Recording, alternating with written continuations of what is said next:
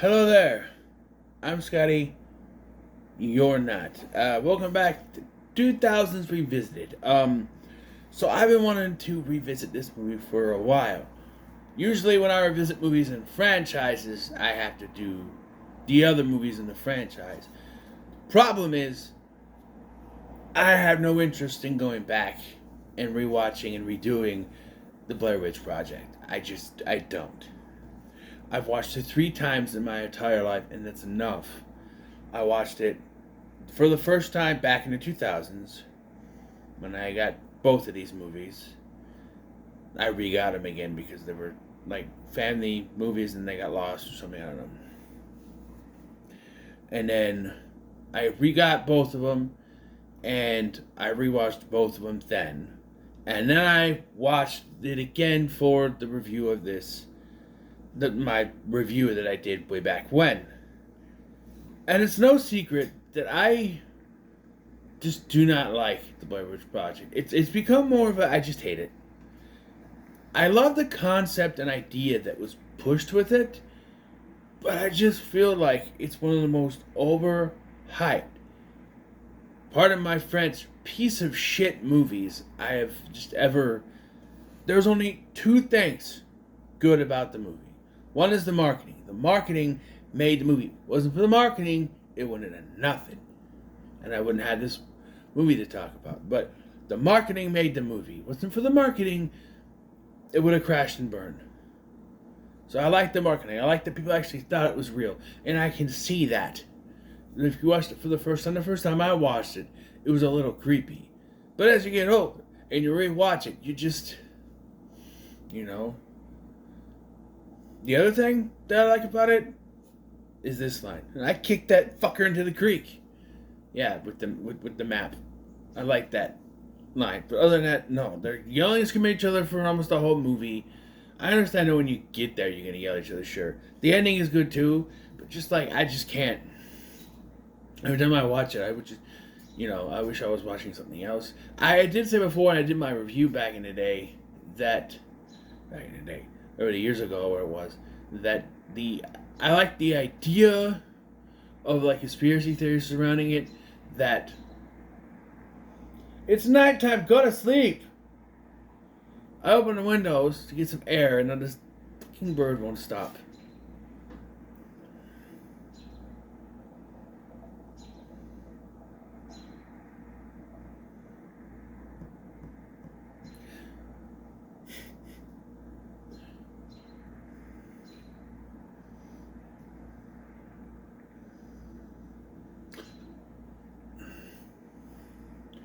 There were some conspiracy theories and theories about what the fucking bird is going to get shot. What? You guys are hearing this, right? It's messing with me.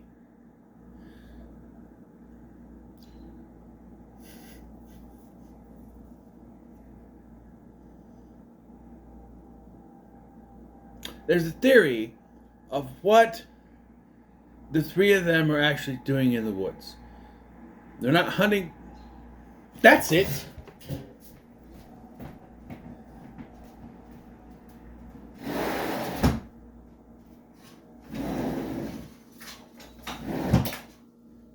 want to have the windows open and get some fresh air, then the bird won't shut the fuck up. I'm used to Blair Witch. I don't know. Anyway. The most entertaining part of these videos is when Scotty gets pissed. Alright. So there's a theory out there that was actually going on in this movie. It has nothing to do with a Blair Witch. And that Josh and Heather used to date. And he and Mike are taking her out to the middle of the woods to kill her. And Josh disappears so he can go get ready to get things ready to kill her. While Mike eventually leads her to the Rustin Parr's house, and she sees Mike in the corner, right? Freaks out, and what knocks her down at the end is not the Blair Witch, but Josh. And they've murdered her, and then they just go into hiding. I don't know how them no longer being a part of anything in this universe, they had to go into hiding and disappear because they have to say that they did. I don't know. That's the only issue I have. It's like, well, why would they also disappear? Would they gonna give up their lives? I gotta also see from their point of view. If we come out of there as the only survivors and they never find her, we're gonna look very suspects. We're just not gonna. I don't know. But anyway, I have no interest in going back to that. I would like to revisit Blair Witch, the 2016 one, but not yet. But I found a workaround in that with this new series I have, 2000's Revisited, I don't need to cover the first one because the first one came out in 1999. So I can just cover this one and put it as part of this series. Yay me! So, with that in mind, let's talk about Book of Shadows, Blair Witch 2. Yes, so Blair Witch Project came out, big hit. Big hit. Because of the marketing, and only because of the marketing, not because the movie was any good. I guarantee it. The marketing had everything to do with it. Anyway. And so, Artisan Entertainment, wanting to capitalize on this, called Hacks on Films and said, hey, we want to make another one. They're like, well, actually, we want to take a break. We want to do our own thing. And they're like, okay, bye. We'll get someone else. So they found Joe Berlinger, who is a well-known documentary filmmaker, because their idea was that they wanted to just follow it up with another documentary-style film like the first one and just cash in on that. Berlinger had an idea, a deep psychological study on what Steven says in the movie, History or Hysteria. Mass hysteria, where can more than one person go nuts at the same time? Is it a mass type of thing, a group hysteria type situation? And he wanted a commentary on that. So he shot the film, got it done, and Artisan looked at it and went, we don't particularly care for this cut. We want more gore, and we don't like the opening song. We want to change that, and we want to do reshoots. So they shot a bunch of stuff in the director's backyard that had more gore, and they re-edited scenes placed throughout the film. The gore scenes they edited throughout the film, they're weirdly placed, and then the interrogation scenes are also weirdly placed throughout the film. They're all supposed to be at the end, and one of the interrogation scenes is right at the beginning of the movie. They also decided they wanted there to be a definitive villain, so shot extra scenes with the character of Jeff being in a mental institution, which is not in the original film. In recent years, there have been people who want an actual director's cut, and there is close to a version as you can get, and I've seen it.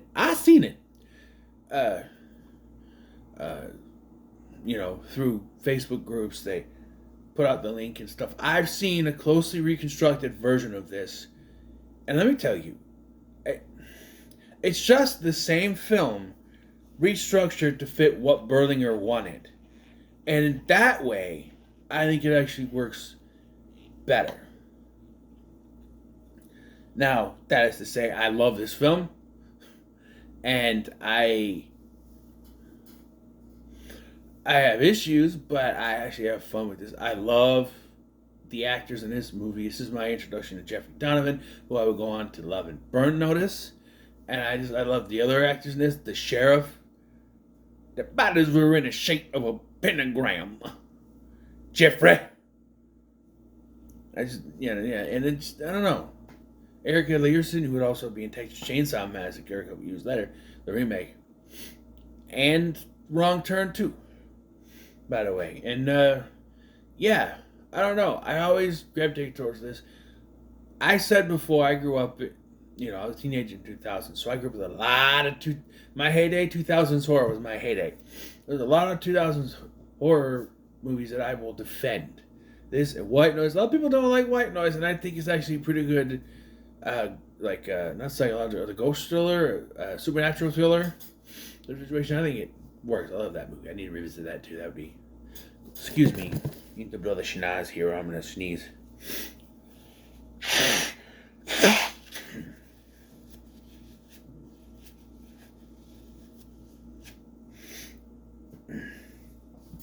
So, is there like a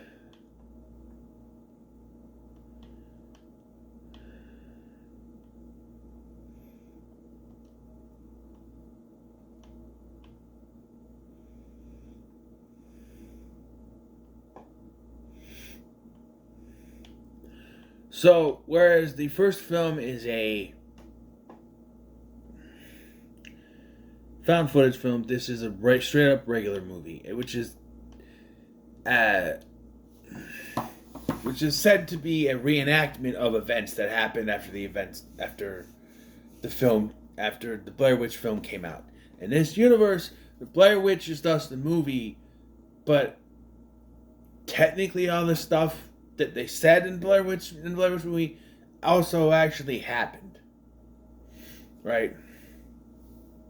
So yeah, I'll be comparing. There's not a lot to compare because it's the same movie. They just changed a few things. They took out some of the big things. Is they rearranged everything. They took out all the extra gore shit, and they took all the interrogation stuff put to the end of the movie, and the opening is different.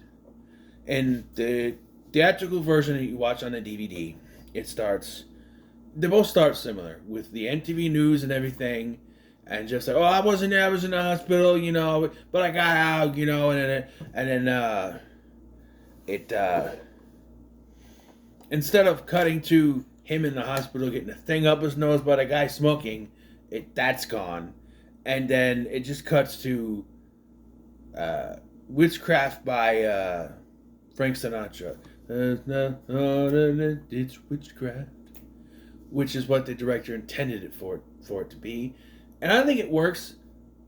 I like Disposable Teens. Okay, I'm not a big Marilyn Manson guy, but there's 3 songs of his that I like. Disposable Teens because of this movie, the beautiful people, because of SmackDown, WWE SmackDown, and then his cover of Sweet Dreams. I like that.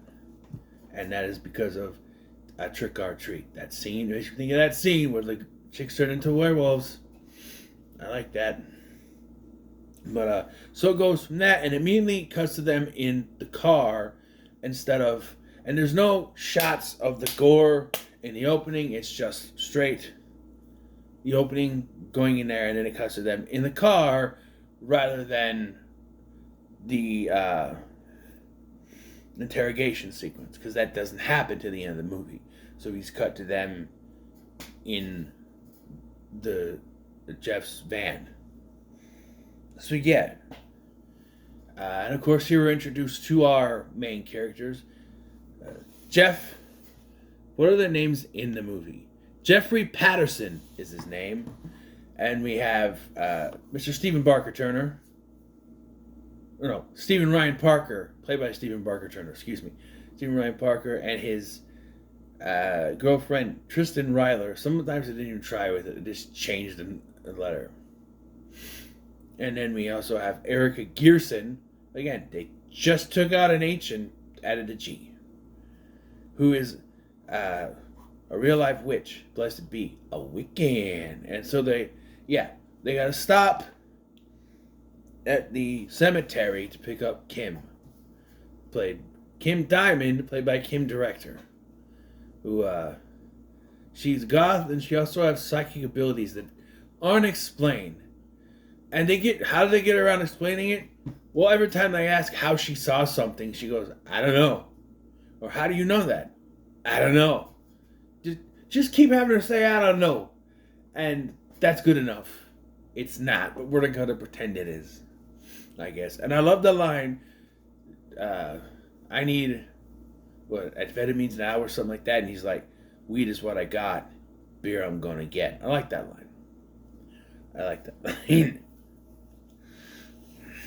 So, yeah. Uh,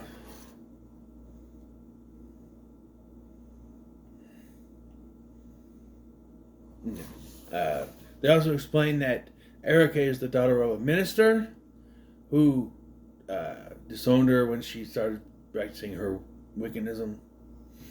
So yeah, we also, so he drives them out to the woods. I understand nobody ever drives in the woods, but they like, oh, we gotta walk, we a couple miles walk, carrying all this shit, cameras and everything, and they get to the ruins of Rustin Parr's house. And I want to point out something here that's always confused me. Not confused, but bothered me a little bit. So they're there, and he's like the camera on him, and he's talking and stuff. And like, what's the story of this tree? He's like, what tree? Turn around, and he's like, how did that get here? And they think it's part of a joke, but Jeff's got a point. He's like, this tree looks like it's been here for a long, long time. What? It's a full-grown tree. You know how long trees take to grow? Why would they build a house around a tree?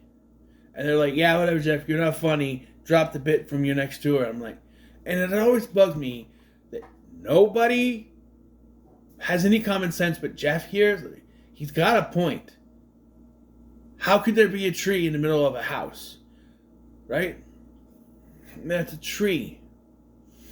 Trees take forever to grow. How could it be there? No one else but Jeff thinks about it. And then it just sort of lets it go when they leave. Right? And then,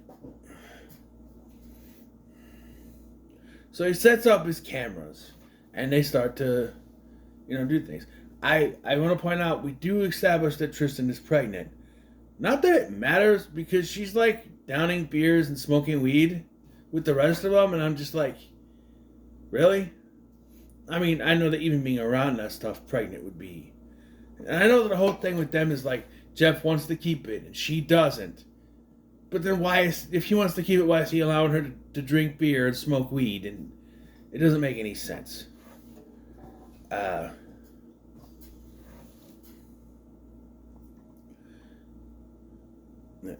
And they're having party, they're having fun, the party and all that stuff, when they hear strange noise. And it's another two group, the Blair Witch Experience or something like that, I don't know. Another two group, and they're like, we got permits. But Craven's bullshit. And then they make up a story. They're like, can you guys just like give us till morning and we'll leave? We're kind of shook up. We were with Coffin Rocket. We saw something.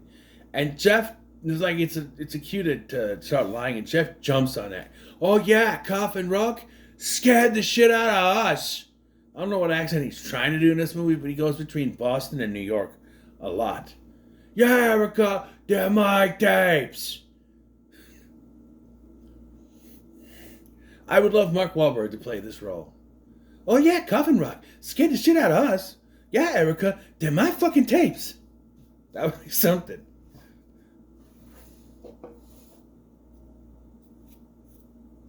Just like, yeah, so the tour group, which is, like, there's like a Japanese person, a German person, and some white people, I don't know. Later, the news lady will tell you where everyone is from, and it's like, how do you know they were from Germany? I guess maybe the wallets or something, but I don't know. So they take off, and Kim once again using her. So here's the thing. Every time she says something, oh, you're pregnant. How do you know? I don't know. And like here, she's like, oh, they won't be back. How do you know? I don't know. But like, she knows they won't be back. Does she know they're going to die? Or she just knows they're not going to be back? I thought about that for the first time this time. I don't know. But they proceed to continue to party.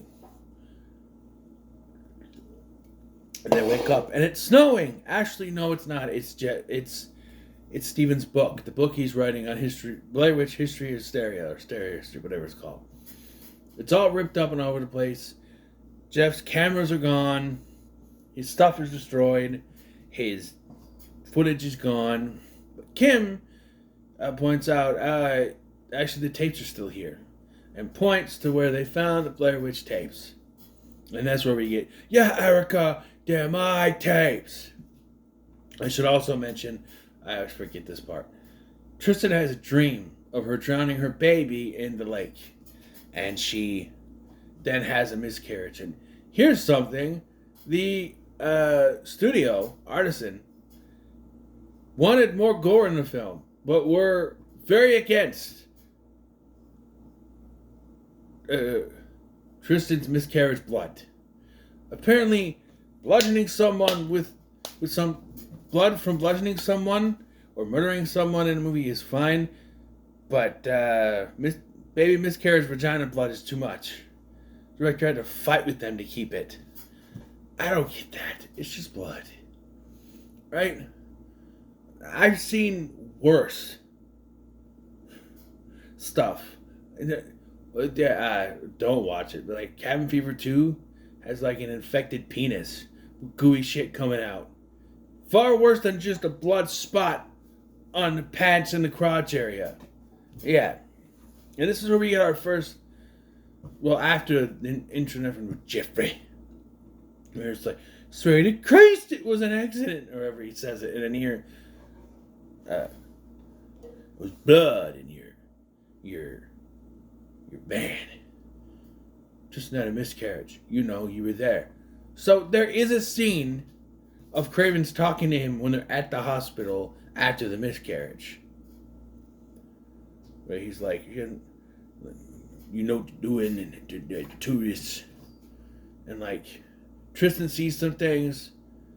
Girl walking backward. She just charged pretty quick. And they all decide to go to Jeff's house for some reason. I think this is where I gotta put on the suspenders of disbelief, because yes, in a situation like this, everyone would be like, you know what, we're just gonna leave. We're gonna go home. We're all gonna go home now. We're done. And normally, yes, you would do that. But now, the movie wouldn't happen then. And realistically, this is the only movie I think that where when they go out to the woods, they come back from the woods. Whereas in this one and 2016, I know technically there's been continuities, you go in the woods, you ain't coming back out. Where here they do. And they keep saying, we brought something back with us. They go to Jeff's place, which is this old loft factory thing where he's got a bunch of stolen items. I'll ask where they come from. And they don't ask either. And he's got a Blair Witch store. I do like him when he's going through. Oh, it's a rock formation. Oh, who made that? Oh, I did. Okay. He's going through. I like when he gives Tristan the hat, because it's legitimately the last time we see herself. She smiles. She's like, thanks, Jeff. She's like, I feel better. She smiles. And then Erica goes off. This is the bad thing. And he's like, no, I'm an ally or whatever. He's like, no, this is just, sharing the wealth or whatever he said. Yeah. So Jeff gives Steven and Tristan his room while he goes through the tapes. And they're finding nothing on these tapes, but as the days go by, or the day goes by, things, yeah, they go through the tapes. Eventually, they find what appears to be that is a naked woman. Ladies and gentlemen, that is a naked woman. And as Steven and Erica are downstairs talking, there's a moment where they're like making out, and then she scratches the shit out of him.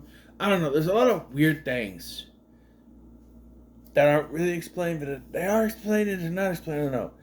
But they find a naked woman, and they're like, we found a way to zoom it in, which is not how zooming in works. Somehow, with this technology from 1999, this is November 1999, according to the Wikipedia article, they're able to zoom in and perfectly see that it's Erica, I gotta say it like he does, circling around the tree naked. And she's like, I didn't do it, it wasn't me, and she starts to freak out. earth, fire, water, smoke for 79. Vote earth. All that stuff. I'm not gonna keep chanting because I might. I also want to point out that all this that happens in this movie, Erica's fault. It is Erica's fault. It's something I learned on my second viewing of this. She's in the woods talking to Tristan, and she's got this incense thing burning, and she's doing some kind of weird Wiccan spell thing, and she's like, I'm trying to commune with Ellie Kedward. She summoned the Blair Witch. She was trying to commune with Ellie Kedward to be her mentor. She summoned the Blair Witch. She's the one that did this. I'm not saying that if she didn't do that, nothing would happen, but I'm pretty sure that she summoned her, and this is all her fault.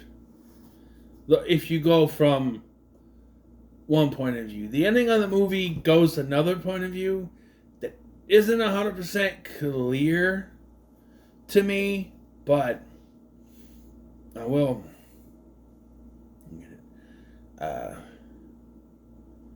And like the little rash things they have on their bodies means they've been marked for death. So Kim needs to get out of there, so she takes Jeff's van to go pick up coffee and alcohol. I don't know if it's this scene or earlier, but there's a man fixing the... I think it's earlier when they're there. There's an older gentleman fixing the thing.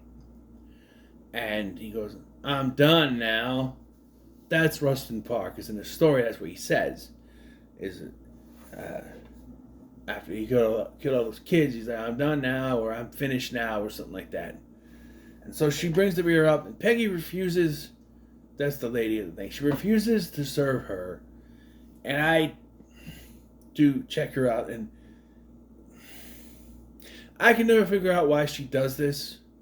It doesn't make any sense to me. She just like looks at her like she's reading her book, and then like she like bags the beer, throws the money at her, and walks off.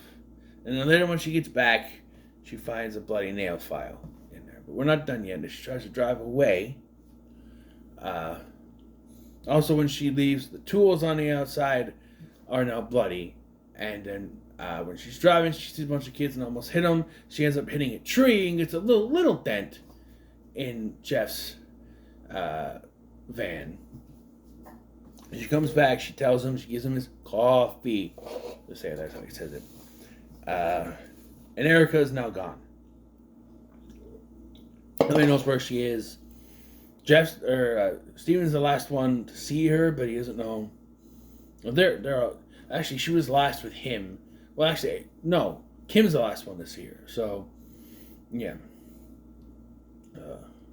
The next morning, when Jeff looks outside, the van is completely totaled. And to his point, he goes, how'd you even drive it back? That's a good point. And this has never made any sense to me.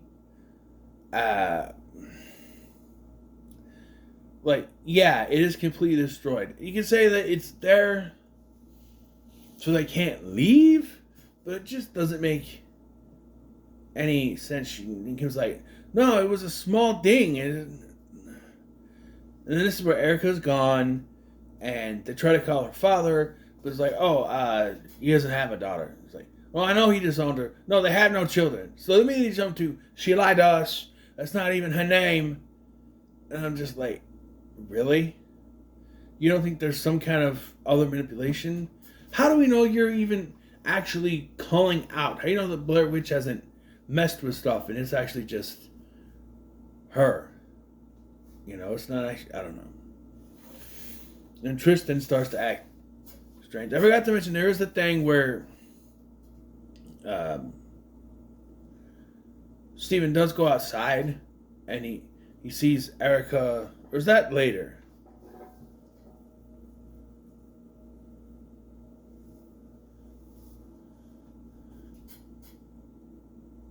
I swear it's nighttime when he goes out there, right? So it's not the night before that they discover she's gone? Right?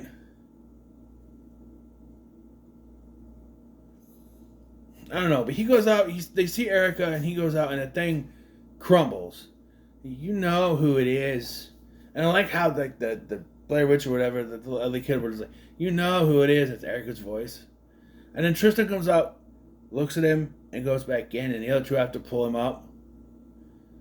He's gonna fall. How far is that though? How far would he fall? Really, realistically, would he get hurt? Would he be stuck down there? I don't know. But during all this, Craven calls. Turn on the television set. Turn on your TV. And he's like, I'm busy right now. No, turn on the TV. And he doesn't say what channel to turn it on, but he just turns it on. And it always bugs me when they do this, where they turn on the TV and right away it goes to special report. Dun, dun, dun, dun, dun. Oh, conveniently you turned it on just as they started. But if they're just starting, how did Cravens know it was going to be on? I know that the news lady is there, and I like how the news lady's reporting it, and Cravens is just back there on the phone. No bodies were found in the shape of a pentagram. Bodies of a two group were found, disemboweled, all laid around in the shape of a pentagram. And Jesus, like he's in tandem with her or something. You see me? Hello? Hi? And he's like, I'm coming to your house. And I'm going to get there. And so, yeah. And then at one point, he calls and he says he's outside the house. Maybe that was the night before. I don't know. But the whole thing was broken. So it's like, then when they open it, dogs are there. It's a weird thing. Kim then finds, she searches into the drawer for something and finds a set of surveillance dossiers, all files on all of them. She yells at Jeff, but Jeff doesn't even know where they came from. Right? Now this is where he hears the dogs barking, goes out with the gun. Where he hears... This is where Cravens is yelling, banging on the door. When he goes out, there's actual dogs barking at him. He's got the gun. And when he comes back in, they think he's going to use it on himself or something. To put the gun down. He goes to put it back in the closet, and Erica is there. Did he get the gun from there? Because it brings up questions. If he got the gun from there in the first place, he didn't see her in there, but now does see her in there. Erica's dead body is in there. She's topless, of course. I like how that she's naked in the videos, but here it's like, oh, she's got underwear on for some reason. And they said all her clothes were spread out. And of course, not important fingers. Kim was the last one with her. Yeah, so now they don't know.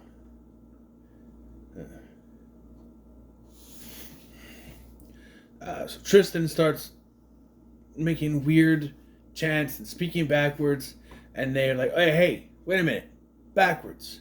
Play the tapes backwards. It doesn't work. It says here that it doesn't, so they put the keystrokes backwards, which wouldn't do anything, but they do that, and they see all the party, and they get drunk at night, and they, like a ritualistic thing where Erica's on a thing with a skull giving in her crotch doing this, and it looks like Tristan is leading the charge, like she's been possessed by the Blair Witch, and when the footage is done, she's now backwards, and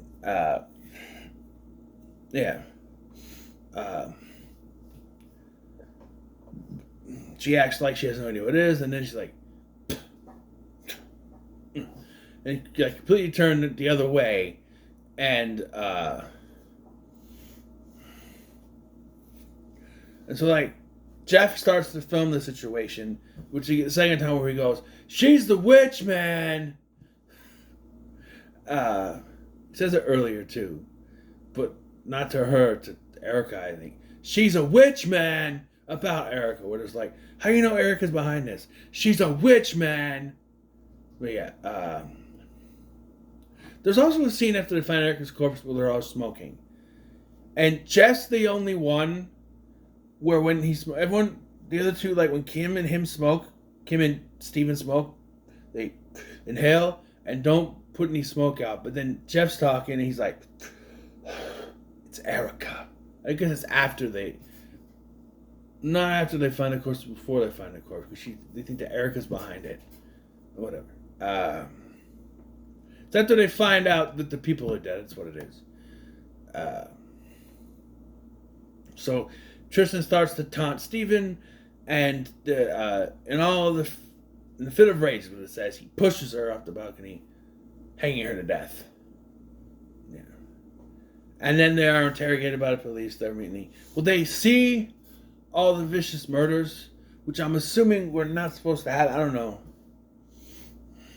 Because I think originally the tour was just supposed to represent that after the movie came out, there's just more people wanting to plug this for merchandising and all that. I don't think they were ever supposed to actually die. So I don't know if the original idea had them dead, but the original version of the film had them dead. I don't know. But Jeff, Steven, and Kim are arrested, interrogated by the police. They tell them to play the videotapes. And they show the tapes, and we see Kim murdering Peggy, the cashier, with the nail file. Jeff is hiding Erica's body in the closet. He's also naked for some reason. And the DV footage that Jeff filmed now has Tristan completely normal, pleading for them not to do anything. And then they push her to her death. And my favorite part of this is that Steven just looks to the camera and goes, "Fucking witch." Makes me laugh out every time. And then I love Steven. He's like, "It's fucking bullshit! It's fucking bullshit!" The movie ends. No. So what the fuck happens? The biggest question in this movie is, what the hell is the Book of Shadows? There is no Book of Shadows. It's a subtitle that the studio wanted. Go figure. But what actually happened here? In the context of this film,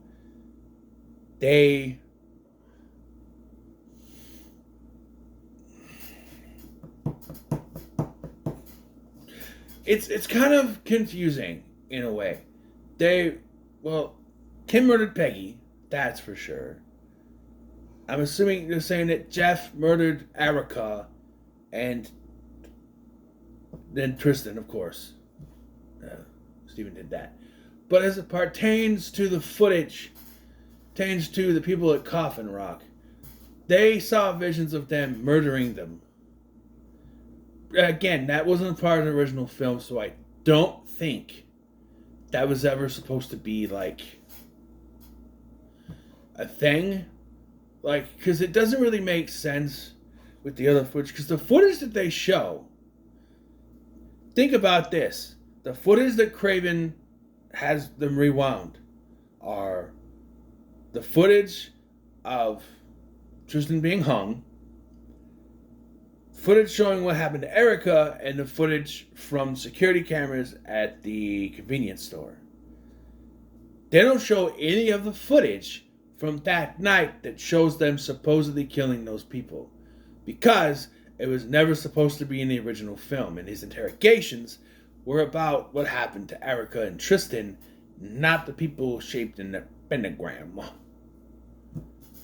Yeah, so that leaves up the question of what happened out there. We're supposed to believe that they killed them, but in the context of the original version of this film, it's hard to kind of complete. There is one message left overall, okay, and that is, it's from the original version of the film too, is that Jeff says it early on. He says, videotape doesn't lie. Film does, though. So what essentially the filmmaker is saying is, the videotape footage that you see at the end of this film is exactly what happened. But everything else you've seen in the film is not. What you saw with Tristan, being a part of the Tristan acting all like a bitch and stuff, all the hallucinations they had, all that never happened. Her going to get the beer and it just being a normal conversation didn't happen. The only thing that brings into question is then the footage. the footage that we are shown when they hit it in reverse. And we see Tristan leading them as if she's possessed. Because again, I think that was extra footage shot. And had nothing to do with the actual original version of this film. There's also one more thing that they did in the home media release. The Secret of Esrever, which is reverse spelled backwards. A number of near subliminal images in the form of hidden words that were placed throughout the film. The featurette encouraged viewers to watch certain scenes in reverse and or frame by frame in order to record the secret, and through scrambled letters flashed throughout the program. So it included 5 clues where they could be found: door, water, mirror, rug, and grave. They're not a theatrical cut of film, and if you watch like a digital version of this, I don't know where you find it. I don't think you'd find it, but an example of these messages can be seen early in the film. The main character is in a graveyard, standing behind a tombstone inscribed with the word treacle. The shot briefly cuts away and cuts back, though the same tombstone now reads further. This is seen for approximately 1 second until it cuts away again. And the tombstone once reads treacle for the remainder of the scene. So, once you get all the clues, you get the clues further, seek, know, me. Or. Viewers could then go to official Blair Witch website, type in the words, seek me no further, or. Typing in seek me no further would play an extra scene from the film. And type seek me no further, would enable them to add their name to a list of people who had decoded the message. When complete, there is more. I mentioned that Tristan speaks backwards at a point in the film. Earth, Claw, Niaga, Liu, Nudlik, Et. Which reads, the children will again walk free. I read it backwards, that's why I said it like that. It says up here, the children will again walk free. Put all the words together and you get seek me no further, or the children will again walk free. Which is a warning saying that if they keep pushing the Blair Witch, that she release the spirits of the children, which is what happened to Erica. Now, within the context of the original version of the film, I don't know if that would have worked more. But that also makes it seem like the Blair Witch is real, which this film is trying to tell us isn't real, but also is. Because like the original version of this film will tell you it's all in their heads and they had a group hysteria type of situation like Steven was writing, and it was all in their heads. But then the footage that they reversed, which would go with this, showed them under the control of Tristan, who was controlled by the Blair Witch. And then there is her miscarriage, which, again, could be attributed to the weed and alcohol they had the night before, though I don't know if it would work that quickly. But also, once you see she's possessed by the witch, man, the witch could have done it, like an evil presence or something, I don't know. But I actually want to see an actual director's cut, because I feel like if you took out the extra scenes that there'd be like the extra scenes that they did shoot, I don't know, I think it'd be more, I don't know. There'd be gaps, because like they wouldn't need to watch the footage. The footage wouldn't reveal anything other than that. Because, they do point out that the tree is now like a little twig. And like, what the? I told you something about that tree. Yeah. But, yeah. I would like to know exactly what the actual changes are. If I can find anything, so let me Google something quick. Book of Shadow, Blair Witch 2.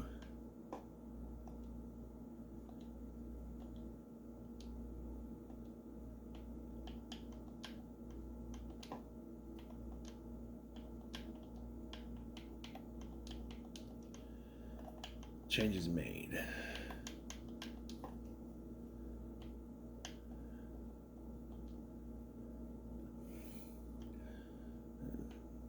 Key changes made in the studio include gore and flashbacks, arson reshot, sort of graphic violence, dismemberment, and police interrogation scenes. They frequently interrupted the characters. Well, the interrogation scenes were part of the original thing, right? Because how would it ended? Illusions about flashbacks to the asylum, forced traditional slash element, altered soundtrack, nonlinear editing, opening.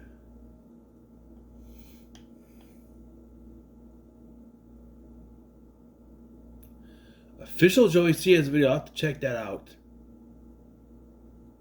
I like that. For a deeper look at how heavy studio interference and conflicting visions ruin a sequel's legacy, check out this video essay. And it's Joey C's video. Official Joey C. That is cool. I'm going to type in one more thing quick.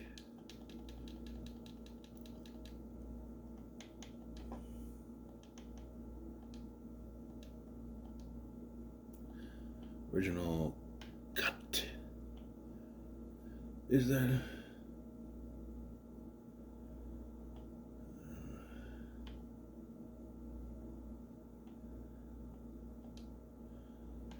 Theatrical cut. Ambiguous psychological thriller focused on a mass hysteria, groups of paranoia of a fan session. The narrative was slower, relying on Carter Burwell's original score and the chilling ambiguity of whether the main characters actually committed the crimes they were being interrogated for. So there were still interrogations. Artisan removal edit, rather than an extended cut. The most popular fan-made restoration, often referred to as by the fans as version 3, removes the jarring studio mandated flash cuts, heavy metal tracks, and the jarring mental hospital scenes. That's the version I watched. Where to find it? And again, they recommend Joey C's video. I'm gonna have to watch that.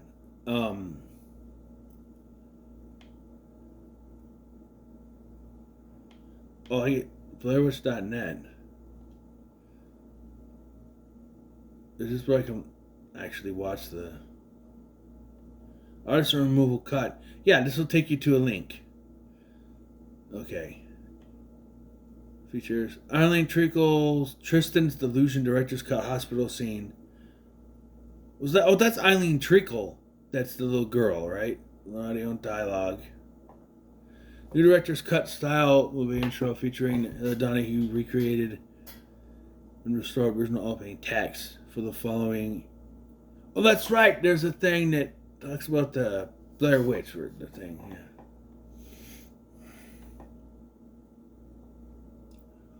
The woods to the Parr Ruins house, restored, entering Parr Ruins, walk-up scene with the mention of where they found Heather's tapes. Where Heather's tapes were found, our window directors cut the scene partially restored at 80% due to poor quality. But first, no more CGI owl. Also present in Drobbling is just said to cut. All artists in Jeff's Asylum flashback scenes and Asylum movie intro reshoot scenes removed. All scenes in which were previously interrupted with Jeff's flashbacks for the Asylum's shots were now played in their correct format uninterrupted, as they would appear in the director's cut. This means that each group member's delusion scene will now play in this style. They see something supernatural when they will close their eyes. And when they open them again, they see nothing is there as Joe Wellinger intended. Previously, these scenes were heavily edited by artists and enforced with gore shots, police interrogation shots, etc. Reveal scene, everything backwards, will now play in 4.3 camera aspect ratio from the Jeff's monitor, like the tapes do in the police station interrogation scenes. Previously, in the theatrical cut, the scene would play in 16.9 camera aspect ratio in full screen also present in Joe being understanding cut. Campfire scene discourse on hysteria now has 2 new songs in place of Artisans' Blair Witch 2 soundtrack. These songs are found in Blair's B-roll footage and most likely replace Artisans' heavy advertised rock metal soundtrack, also present in Joe. Okay. Original movie intro and font Blair Witch 2 restored with no mention of the name Book of Shadows is present in this edit. All Artisan logos have been replaced with Hackstone Films where possible. All Coffin Rock massacre scenes removed entirely. All detective interrogation scenes moved to the end of the film where they would play in the director's cut version of this film. Witchcraft. 2 optional downloads with different movie intro themes. Frank Sinatra's Witchcraft and Type O Negative's Haunted available. Enhanced Carter Burwell's music and extended it in some scenes when able. It is much louder now. Voice dialogue volume is also increased and should be louder and clearer.